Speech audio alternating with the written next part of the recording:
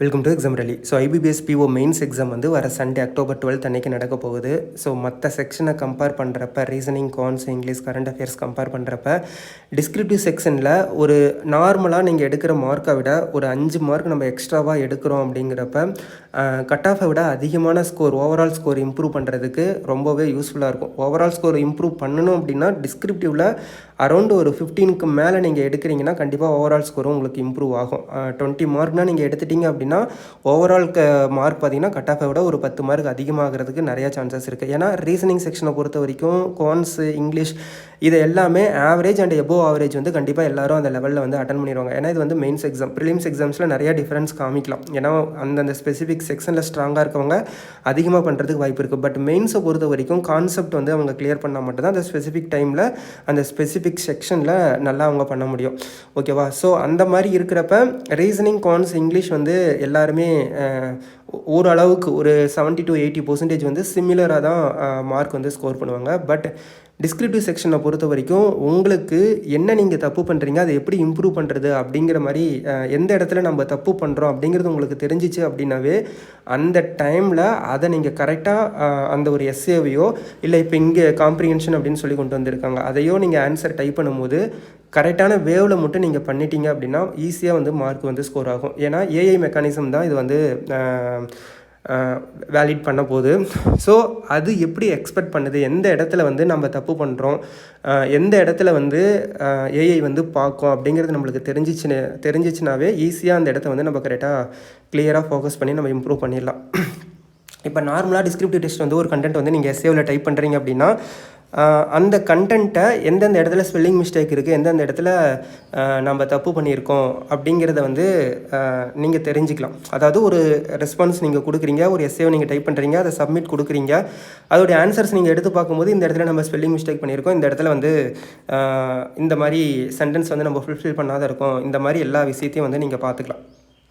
ஆனால் நம்ம ஸ்டடீஸை பொறுத்த வரைக்கும் சின்ன வயசில் இருந்தே இப்போ வரைக்கும் எந்த இடத்துல நம்ம தப்பு பண்ணுறோமோ அந்த தப்பை இந்த மாதிரி நீங்கள் திருத்திக்கிட்டீங்க அப்படின்னா நீங்கள் இந்த மாதிரி வந்து டெவலப் ஆகலாம் அப்படிங்கிற மாதிரி யாருமே இது வரைக்கும் மோஸ்ட்டாக சொல்லியிருக்க மாட்டாங்க.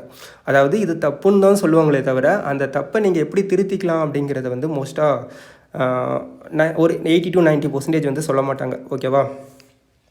ஸோ இந்த டிஸ்கிரிப்டிவ் பேப்பரில் ஏன் இதை நான் சொல்கிறேன் அப்படின்னா, நீங்கள் என்ன கண்டென்ட்டை டைப் பண்ணுறீங்களோ அதை என்ஹான்ஸ் பண்ணி நாங்கள் கொடுக்க போகிறோம். ஓகேவா? ஸோ எக்ஸாம்பிள் நான் இங்கே காமிக்கிறேன் பாருங்கள். எக்ஸாம்பிள் வந்து இப்போ ஐபிபிஎஸ் பிஓ மெயின்ஸ் டிஸ்கிரிப்டிவ் டெஸ்ட்டில் வந்து உமன் எம்பவர்மெண்ட்டை மட்டும் கொடுத்துருக்காங்க. ஸோ அதுக்கு வந்து நான் வந்து ஒரு 2 லைனில் வந்து நான் டைப் பண்ணினேன். இதில் என்னென்ன டைப் பண்ணியிருக்கேன் அப்படின்னு பாருங்கள். உமன் எம்பவர்மெண்ட்டில் empowerment spelling mistake is important for our society அப்படின்னு டைப் பண்ணியிருக்கேன். We have to give full response for our women. We need to enhance a facility for women. Women should give equal importance for all in all places. Every workplaces have equal opportunities. So இந்த மாதிரி வந்து நான் type பண்ணியிருக்கேன். ஆனால் நம்ம descriptive செக்ஷனில் AI எப்படி வந்து உங்களுடைய ஆன்சர்ஸை இம்ப்ரூவ் பண்ணி காமிக்குது அப்படின்னு சொல்லிட்டு பாருங்கள். Women empowerment is important for our society. ஓகேவா? So we have to give full support to women.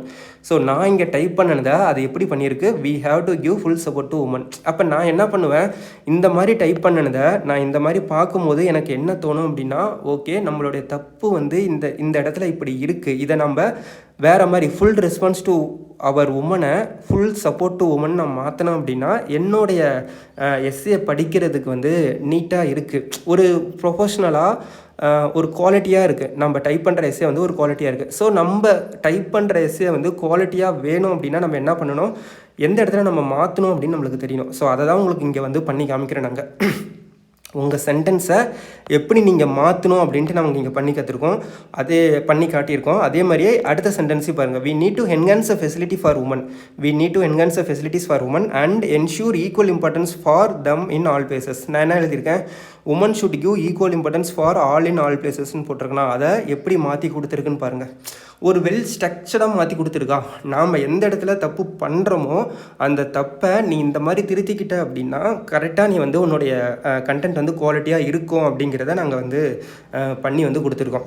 So இதில் நீட்டாக இருக்கும். உங்களை நீங்கள் இம்ப்ரூவ் பண்ணுறதுக்கு ரொம்பவே யூஸ்ஃபுல்லாக இருக்கும். ஒரு விஷயத்தை எந்த இடத்துல நீங்கள் தப்பு பண்ணுறீங்க அப்படிங்கிறத அதை வந்து இதை நீங்கள் இப்படி மாற்றினீங்க அப்படின்னா ஒரு வெல் ஸ்ட்ரக்சர்டாக இருக்குது அப்படின்னு சொல்கிறப்ப அதை நீங்கள் ரெகுலராக ப்ராக்டிஸ் பண்ணுறீங்க. ஒரு 10 டெஸ்ட் எடுக்கிறீங்க, 20 டெஸ்ட் எடுக்கிறீங்க. அந்த 20 டெஸ்ட்லையும் நீங்கள் எந்தெந்த இடத்துல தப்பு பண்ணுறீங்க அப்படின்னு உங்களுக்கு தெரிஞ்சிச்சுன்னா வைங்களேன், ஆஃப்டர் அந்த 20 டெஸ்ட்டுக்கு போட்டதுக்கப்புறம் இந்த இடத்துல இந்த சென்டென்ஸை நம்ம இப்படி பண்ணணும் அப்படிங்கிறது உங்களுக்கு வந்து தெரிய ஆரம்பிச்சிடும். ஓகேவா? ஸோ அப்போ ஆட்டோமேட்டிக்காக வந்து அட் த எண்டு 20 டெஸ்ட்டை நீங்கள் முடிக்கும் போது அட் த எண்டு வந்து உங்களுடைய quality of writing, quality of கண்டென்ட்டை வந்து நீங்கள் ரைட் பண்ணுறது வந்து ரொம்பவே இம்ப்ரூவ் ஆகிருக்கும். ஓகேவா? ஸோ இது உங்களுக்கு ரொம்பவே ஹெல்ப்ஃபுல்லாக இருக்கும். IBPS PO மெயின்ஸுக்கு மட்டும் இல்லை, LIC WAOக்கும் டிஸ்கிரிப்டிவ் பேப்பர் வந்து அவைலபிளாக இருக்குது. இந்த அனலைசிஸ் வந்து பயங்கரமாக இருக்கும். ஓகேவா? ஸோ கண்டிப்பாக இந்த IBPS PO mains descriptive paper test வந்து எடுங்க. LIC WAOக்கு வந்து எடுங்க. அப்கமிங் வர எந்த ஒரு டிஸ்கிரிப்டிவ் பேப்பருக்கும் இது வந்து உங்களுக்கு ரொம்பவே யூஸ்ஃபுல்லாக இருக்கும். இந்தியாவிலே நான் சொல்லுவேன், யாருமே இந்த மாதிரி பண்ணினது கிடையாது. நாம் தான் ஃபஸ்ட்டு டைமாக நம்ம பண்ணுறோம். ஸோ இதை உங்கள் ஃப்ரெண்ட்ஸ்கிட்ட எல்லார்ட்டையும் கொண்டு போய் ஷேர் பண்ணுங்கள். கண்டிப்பாக இது எல்லாத்துக்கும் யூஸ்ஃபுல்லாக இருக்கும். ஓகேவா? ஸோ நம்ம எக்ஸாம் ரேலி வெப்சைட்டில் IBPS PO மெயின்ஸ் டிஸ்கிரிப்டிவ் வந்து அவைலபிளாக இருக்குது. அதே மாதிரி எல்லா டிஸ்கிரிப்டிவ் டெஸ்ட்டும் அவைலபிளாக இருக்குது. கண்டிப்பாக சப்ஸ்கிரைப் பண்ணி யூஸ் பண்ணுங்கள். கொஷின்ஸ் எல்லாமே அப்டேட்டடாக இருக்கும் உங்களுக்கு. ஓகேவா? ஸோ சப்ஸ்கிரைப் பண்ணி யூஸ் பண்ணி பாருங்கள். கண்டிப்பாக யூஸ்ஃபுல்லாக இருக்கும். Okay, thank you guys.